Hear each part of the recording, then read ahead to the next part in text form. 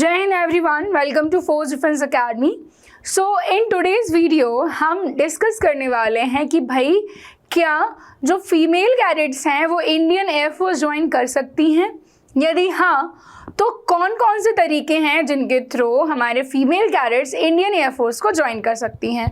तो वीडियो को लास्ट तक देखना है, पूरा देखना है। हम सारे एग्जाम्स जानेंगे, किस एग्जाम के थ्रू आपको कौन कौन सी पोस्ट मिलेगी, everything will be discussed in this video. ठीक है, किस एग्जाम का क्या एलिजिबिलिटी क्राइटेरिया है, कौन सी एजुकेशनल क्वालिफिकेशन आपको चाहिए, कब एग्जाम होता है, कब फॉर्म्स आते हैं, एवरीथिंग। सो लास्ट तक देख लेना भैया। क्या गर्ल्स इंडियन एयरफोर्स ज्वाइन कर सकती हैं, पहला सवाल। तो मेरा जवाब होगा yes, girls can join Indian air force. क्या मैम गर्ल्स जो हैं वो फ्लाइंग के लिए ज्वाइन कर सकती हैं, मतलब कि पायलट बन सकती हैं? बिल्कुल बन सकती हैं। क्या गर्ल्स फाइटर पायलट बन सकती हैं? बिल्कुल बन सकती हैं। ठीक है, इसके अलावा आपने नाम सुना होगा भाई, मोहना सिंह, भावना कंठ, अवनी चतुर्वेदी, शिवांगी जोशी। तो ये वो नाम हैं जो आपको फ्लाइंग से रिलेटेड मिलेंगे। ठीक है ना। तो आखिर कैसे ये लोग वहाँ तक पहुँचे, ये सारा कुछ जानते हैं। देखो, सबसे पहले आपको ये याद रखना होगा कि फीमेल्स के लिए जो हमारी आर्म फोर्सेस हैं वो शॉर्ट सर्विस का मिशन देती हैं। कैसा है? शॉर्ट सर्विस है। शॉर्ट सर्विस का मतलब कि मैक्सिमम आप कितने पीरियड तक सर्व कर सकते हो? 14 ईयर्स तक मैक्सिमम। पर this is the Indian air force academy. NDA is the only examination बच्चे, NDA is the only examination जो कि फीमेल्स को परमानेंट कमीशन देता है, चाहे वो आईएमए, चाहे आईएनए, चाहे air force, Indian military academy, Indian naval academy and Indian air force academy. तीनों में से कुछ भी चूज करें, उन्हें क्या मिलता है?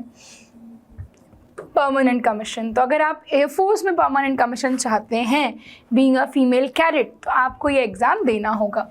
ये एग्ज़ाम 12th के बाद दिया जाता है, या फिर अगर आपकी 12th रनिंग है, आप रनिंग ईयर में भी इसको दे सकते हैं। पर आपका जो एज है वो 16.5 से 19.5 के बीच होना चाहिए। गर्ल्स की एंट्री पहले एनडीए में अलाउ नहीं थी। 2021 के बाद गर्ल्स की एंट्री एनडीए में अलाउ की है। एनडीए का फुल फॉर्म है नेशनल डिफेंस एकेडमी। यहाँ आपकी 3 साल की ट्रेनिंग होती है। इसके बाद अगर आप इंडियन एयरफोर्स अकेडमी ज्वाइन करते हो तो वहाँ आपकी 1 से 1.5 साल की ट्रेनिंग कंडक्ट कराई जाती है। देन आफ्टर आप as a flying officer commission किए जाते हो इंडियन एयरफोर्स में। तो मैम एजुकेशनल क्वालिफिकेशन बच्चे 12th होना चाहिए, एंड 12th में आपका पीसीएम इज़ रिक्वायर्ड। केमिस्ट्री ज़रूरी नहीं है, बट फिज़िक्स एंड मैथमेटिक्स ज़रूरी हैं, वो भी 50% मार्क्स के साथ। ठीक है, तो इंडियन एयरफोर्स के लिए अगर आप एनडीए के थ्रू इंडियन एयरफोर्स ज्वाइन करना चाहते हैं तो मैथमेटिक्स होना और फिज़िक्स होना बहुत ज़रूरी है, वो भी 50% नंबर के साथ। आर्मी के लिए कोई भी जो है आपके सब्जेक्ट चल जाएंगे। फिर आपकी 3 साल की ट्रेनिंग पुणे में, खड़गवासला, एनडीए, और फिर आपकी इंडियन एयरफोर्स में। देन आता है सबसे इम्पॉर्टेंट एग्ज़ाम, कौन सा? एफकेट का। अच्छा, एनडीए से एक बात और बता दूं आपको भैया, एनडीए से आप इंडियन एयरफोर्स की सिर्फ फ्लाइंग ब्रांच जो है वो चुन सकते हैं।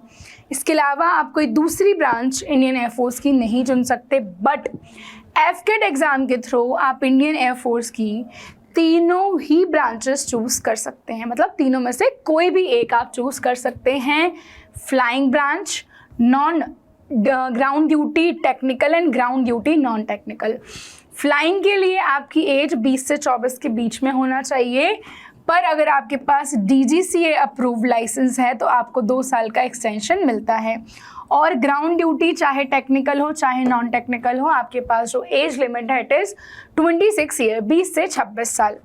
अगर आप फ्लाइंग में जाना चाहते हैं तो आपके पास ग्रेजुएशन किसी भी सब्जेक्ट से हो, नो इशू, बट 12th में आपका फिजिक्स एंड मैथमेटिक्स होना चाहिए विद 50% मार्क्स, और ग्रेजुएशन में आपके 60% मार्क्स होना चाहिए। ठीक है। अब मैम फ्लाइंग तो एनडीए से भी मिल रहा था, एनडीए 12th बेस्ड एग्जामिनेशन है, एफकेट ग्रेजुएशन बेस्ड एग्जामिनेशन है। एनडीए से आप सिर्फ फ्लाइंग में जा पा रहे थे, एफकेट से आप फ्लाइंग में तो जा ही सकते हो पर बाकी ब्रांचेस में भी जा सकते हो। ठीक है। तो यहाँ पर आपको मिलेगा कि ग्रेजुएशन में आपकी कोई भी डिग्री हो चलेगा, बट 60% मार्क्स ज़रूरी हैं। अगर आप फ्लाइंग के लिए जाना चाहते हो तो 12th में physics and mathematics are compulsory with 50% marks. And अगर ऐसा नहीं है तो आपके पास जो है टेक्निकल डिग्री अगर है बीटेक तो भी चलेगा। ग्राउंड ड्यूटी के लिए आपका बेसिकली ग्राउंड ड्यूटी जो है, अगर आप टेक्निकल में जाते हैं तो इंजीनियरिंग, एंड नॉन टेक्निकल में जाते हैं तो कोई भी ग्रेजुएशन चलेगी। 12th में कोई भी सब्जेक्ट हो, ग्रेजुएशन में कोई भी सब्जेक्ट हो, आप ग्राउंड ड्यूटी नॉन टेक्निकल यहाँ से ज्वाइन कर सकते हैं। बट ध्यान दीजिएगा कि मैम हम एनडीए छोड़ के एफकेट क्यों ज्वाइन करें, या एफकेट छोड़ के एनडीए क्यों दें हम एफकेट का एग्ज़ाम। बच्चे एनडीए जो है वो दे तो सिर्फ फ्लाइंग रहा है, बट वहाँ परमानेंट कमीशन है, और जो एफकेट है वो flying, ground duty technical, ground duty non technical तीनों ही दे रहा है, बट ये शॉर्ट सर्विस कमीशन है, परमानेंट कमीशन नहीं है। यहाँ आप मैक्सिमम 14 ईयर्स तक ही सर्व कर सकते हो। अब एक सवाल आता है कि मैम एक सीडीएस का एग्ज़ाम भी तो होता है, क्या सीडीएस के एग्ज़ाम के थ्रू हम इंडियन एयरफोर्स ज्वाइन नहीं कर सकते? बिल्कुल कर सकते हैं, but only male cadets.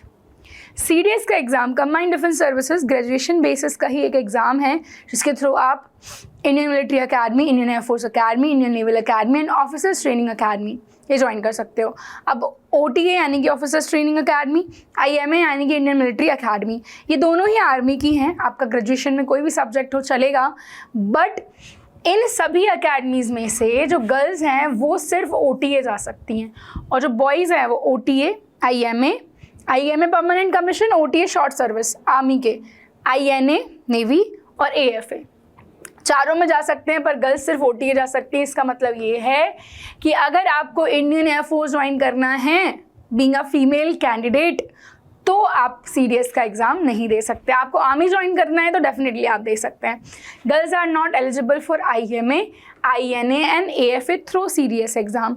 Ma'am हमने तो थोड़े समय पहले न्यूज़ पढ़ी थी कि अभी गर्ल्स को आईएमए में इंडक्शन मिला है। बच्चे वो जो बैच है वो एनडीए का बैच है। एनडीए से पास आउट होकर के पहला फीमेल परमानेंट कमीशन बैच जो है वो आईएमए आया है, बट सीडीएस के थ्रू सिर्फ शॉर्ट सर्विस कमीशन मिलता है ओटीए। इसके अलावा एनसीसी की भी एक स्पेशल एंट्री होती है जिसमें कोई रिटर्न एग्जाम नहीं होता, सीधा एसएसबी होता है। एज 19 से 25 ग्रेजुएशन चलेगी, बट आपके पास एनसीसी सर्टिफिकेट होना चाहिए फ्लाइंग का, एयर विंग का, ठीक है। इससे भी शॉर्ट सर्विस कमीशन ही मिलता है। आईएमए ने पहला बैच जो इंडक्ट किया है, but that batch is from NDA, ठीक है। सो दैट्स ऑल अबाउट कि भाई फीमेल कैडेट्स जो हैं वो कैसे इंडियन एयरफोर्स को ज्वाइन कर सकती हैं। NDA should be a priority. अगर आप 12th में हैं, आपका फिजिक्स मैथमेटिक्स है, तो definitely you can go for that. आप पायलट बने, बहुत अच्छी बात है। अगर आप इंडियन एयरफोर्स को और दूसरी फील्ड्स में ज्वाइन करना चाहते हैं तो यू कैन गो फॉर एफकेट। और अगर आपको एग्ज़ाम नहीं देना है, आप एनसीसी भी कर रहे हो, तो आप एनसीसी सर्टिफिकेट के थ्रू भी इंडियन एयरफोर्स ज्वाइन कर सकते हो। इसके अलावा आपको कोई भी डाउट लगता है तो you can ask in the comment section. हम मिलेंगे नेक्स्ट वीडियो में। आप किसी और कन्फ्यूजन रिलेटेड वीडियो अगर चाहते हैं तो do comment in the section of the. अगर आपको कोई भी डाउट लगता है तो आप कमेंट सेक्शन में मुझे बता सकते हैं, या और भी किसी फील्ड के रिगार्डिंग आप वीडियो चाहते हैं तो वो भी आप कमेंट सेक्शन में बोल सकते हैं। हम लोग मिलेंगे नेक्स्ट वीडियो में। तब तक के लिए thank you, bye bye and जय हिंद।